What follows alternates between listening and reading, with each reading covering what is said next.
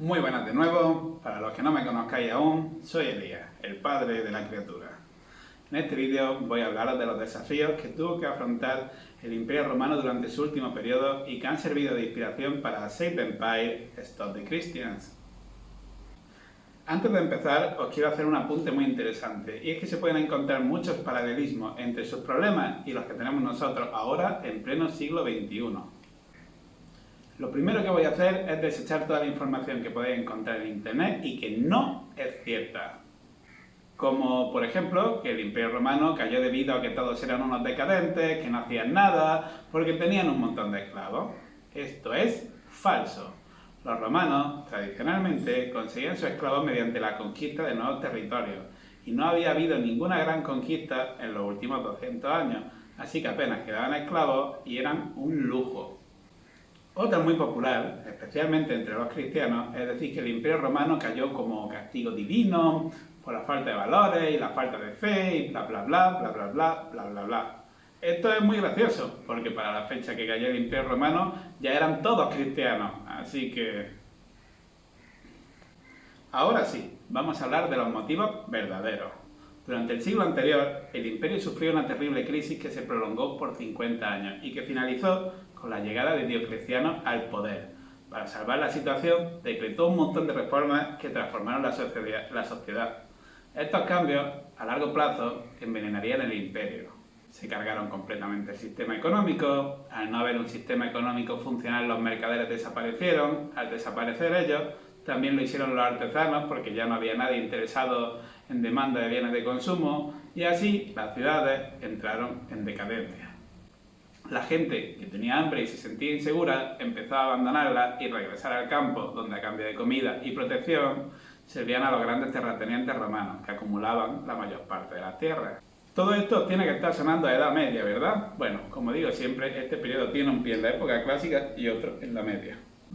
Otro problema era que el imperio era muy grande y esto lo hacía difícil de gobernar y por lo tanto los niveles de corrupción eran una locura. Hace unas décadas se dio con un sistema de gobierno, la tetrarquía, 4 gobernantes, con el que el imperio estuvo funcionando muy bien en todos los sentidos. Pero entonces llegó aquí el amigo Constantino, que fue el emperador que legalizó el cristianismo y se cargó el sistema con su llegada al poder.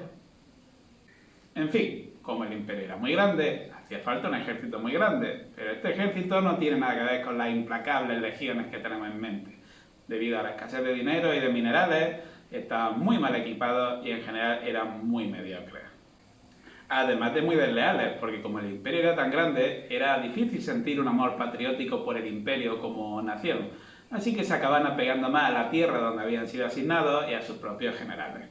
Generales que, como no había ningún sistema de sucesión o herencia del imperio totalmente funcional o establecido, que era otro de los problemas, en cuanto veían que tenían alguna oportunidad, daban un golpe de estado, lo cual daba comienzo a una guerra civil que asolaba el imperio a la par que los bárbaros mientras hacían lo que querían porque no había nadie protegiendo las fronteras.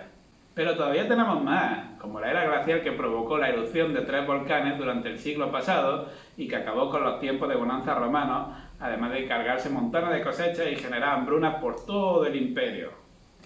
Con el frío llegaron los bárbaros germanos. Un invierno especialmente frío, el Rin, que era una de las fronteras principales con Germania, se congeló, así que ahora las invasiones estaban a un paseo sobre hielo de distancia. Y ahora le toca el turno a uno de mis favoritos, el cristianismo. Como religión que se nutre de las miserias, estos tiempos eran perfectos para ellos. Apenas los legalizaron como religión, que ya comenzaron a llevar a cabo actos terroristas contra todos los demás credos en el imperio, o organizar turbas para linchar y asesinar a todo aquel que pensara diferente, como nuestra querida Hipatia de Alejandría, entre muchos otros. Y en general, a cargarse todas las fuentes de conocimiento, porque la única forma de hacer creer a la gente en tonterías es que no tengan nada con qué compararlas. Y por supuesto, se llenaron bien rápido los bolsillos a base de donaciones y herencias que canjeaban por la vida eterna. Algunas cosas no han cambiado mucho.